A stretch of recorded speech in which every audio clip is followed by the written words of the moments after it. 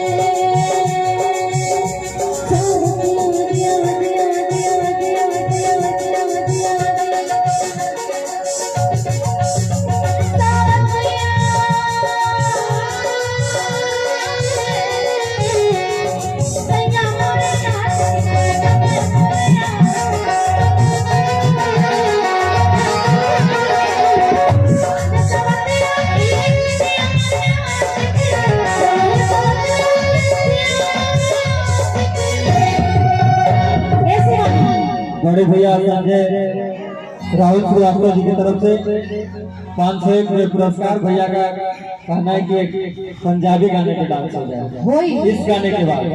पंजाबी मराठी कोंकणी सब होई इस गाने के बाद। तनी कहती है हालो जान नहीं राहुल भैया कि तू हंसेला तो बदरी में घाम हो जाला। वाह कि तू हंसेला तो बदरी में घाम हो जाला। असर लेकिन के काम तमाम हो जाला। अर्चना के कबुआवत रहे राहुल जी तोहरा चक्कर में है सियनियों के नियत हम हो जाला। तो कहना क्या है गिर जाए बिजुली गिर जाए बिजुली